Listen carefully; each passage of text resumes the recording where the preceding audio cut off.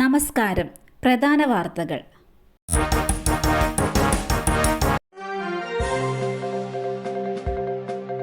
ശബരിമല സ്വർണ്ണപ്പാളി. ദേവസ്വം വിജിലൻസിന്റെ അന്തിമ റിപ്പോർട്ട് ഇന്ന് ഹൈക്കോടതിയിൽ. ശബരിമല സ്വർണ്ണപ്പാളി വിവാദത്തിൽ ദേവസ്വം വിജിലൻസ് ഇന്ന് കേരള ഹൈക്കോടതിയിൽ അന്തിമ റിപ്പോർട്ട് സമർപ്പിക്കും. ദേവസ്വം വിജിലൻസ് SP സുനിൽകുമാറാണ് റിപ്പോർട്ട് കോടതിക്ക് കൈമാറുക. ഇടക്കാല റിപ്പോർട്ടിനേക്കാൾ കൂടുതൽ കണ്ടെത്തലുകൾ അന്തിമ റിപ്പോർട്ടിലുണ്ടെന്നാണ് സൂചന.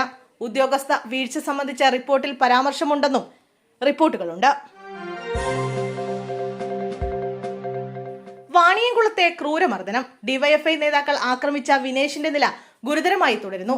പാലക്കാട് വാണിയംകുളത്ത് ഫേസ്ബുക്കിൽ കമന്റിട്ടതിന് ഡിവൈഎഫ്ഐ നേതാക്കൾ ക്രൂരമായി ആക്രമിച്ച പനയൂർ സ്വദേശി വിനേഷിന്റെ നില ഗുരുതരമായി തുടരുന്നു. വാണിയംകുളത്തെ സ്വകാര്യ ആശുപത്രിയിൽ വെന്റിലേറ്ററിലാണ് വിനേഷ്. സംഭവത്തിൽ കൂടുതൽ പേരെ പ്രതി ചേർത്തേക്കും. സംഭവത്തിന് ശേഷം ഒളിവിൽ പോയ മുഖ്യപ്രതിയും ഡിവൈഎഫ്ഐ ബ്ലോക്ക് സെക്രട്ടറിയുമായ C രാകേഷിനായി അന്വേഷണം ഊർജിതമെന്ന് പോലീസ് അറിയിച്ചു. അതേസമയം കോഴിക്കോട് നിന്ന് പിടികൂടിയ ഡിവൈഎഫ്ഐ പ്രവർത്തകരായ ഹാരിസ്, സുർജിത്ത്, കിരൺ എന്നീ 3 പ്രതികളെ രാത്രി പാലക്കാട് എത്തിച്ചു. ഇന്ന് സംഭവ സ്ഥലത്തെത്തിച്ച് തെളിവെടുപ്പ് നടത്തിയേക്കും. പത്തനംതിട്ടയിൽ വീടിന് തീപിടിച്ച് ആശാവർക്കർക്ക് പൊള്ളലേറ്റ സംഭവം. അയൽവാസിയായ പോലീസുകാരുടെ ഭാര്യയ്ക്കെതിരെ കേസ്. ആശാവർക്കറായ ലതയുടെ വീടിനാണ് ഇന്നലെ വൈകിട്ട് തീപിടിച്ചത്. ഇവരുടെ വീടിനോട് ചേർന്നുള്ള പോലീസ് ക്വാർട്ടേഴ്സിൽ താമസിക്കുന്ന സുമയ്യ അതിക്രമിച്ചു കയറി സ്വർണ്ണാഭരണങ്ങൾ ചോദിച്ചതിൽ നൽകാത്തതിലുള്ള വിരോധത്തിൽ തീ കൊളുത്തിയതെന്നാണ് മൊഴി. കെട്ടിയിട്ട ശേഷം ആഭരണങ്ങൾ കൈക്കലാക്കിയെന്നും ലത പറയുന്നു. എന്നാൽ സംഭവത്തിൽ ദുരൂഹത ഏറെയുണ്ട് എന്നാണ് പോലീസ് പറയുന്നത്.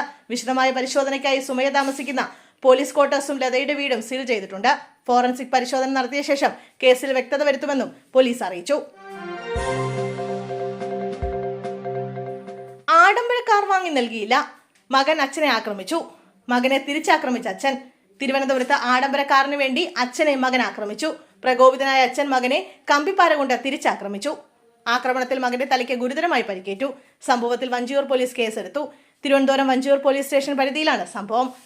ഹൃദക് എന്ന 28-കാരനാണ് ഗുരുതരമായി പരിക്കേറ്റത്. പരിക്കേറ്റ ഹൃദക്കിനെ ശസ്ത്രക്രിയയ്ക്ക് വിധേയനാക്കി. തിരുവനന്തപുരം മെഡിക്കൽ കോളേജ് ആശുപത്രിയിലെ ICUവിൽ ചികിത്സയിലാണ് ഹൃദക്. സംഭവത്തിൽ അച്ഛൻ വിനയാനന്ദനെതിരെയാണ് പോലീസ് കേസെടുത്തത്. ഇയാൾ ഒളിവിലാണെന്ന് പോലീസ് പറഞ്ഞു. കൊച്ചിയിൽ തോക്ക് ചൂണ്ടി 80 ലക്ഷം കവർന്ന കേസ്. മുഖ്യ സൂത്രധാരനടക്കം 7 പേർ അറസ്റ്റിൽ. എറണാകുളം ജില്ലാ അഭിഭാഷകൻ അടക്കമുള്ളവരാണ് പിടിയിലായത്. ഇയാളാണ് മുഖ്യ സൂത്രധാരനെന്നാണ് പോലീസ് വ്യക്തമാക്കുന്നത്. ഇയാളടക്കം 5 പേരെ പോലീസ് റിമാൻഡ് ചെയ്തു. അറസ്റ്റിലായവരിൽ ബുഷ്ര എന്ന സ്ത്രീയുമുണ്ട്. ഇതുവരെ പിടിയിലായവരെല്ലാം പണം ഇരട്ടിപ്പിക്കൽ സംഘത്തിന്റെ ഭാഗമാണെന്നാണ് പോലീസ് പറയുന്നത്. പിടിയിലായവരിൽ ഒരാൾ മുഖംമൂടി ധരിച്ച് പണം തട്ടിയവരുടെ കൂട്ടത്തിലുള്ളതാണ്. മറ്റ് 6 പേർ കുറ്റകൃത്യം ആസൂത്രണം ചെയ്തവരാണ്. തൃശൂർ, വലപ്പാട് നിന്നും എറണാകുളത്തു നിന്നുമാണ് പ്രതികൾ പിടിയിലായത്.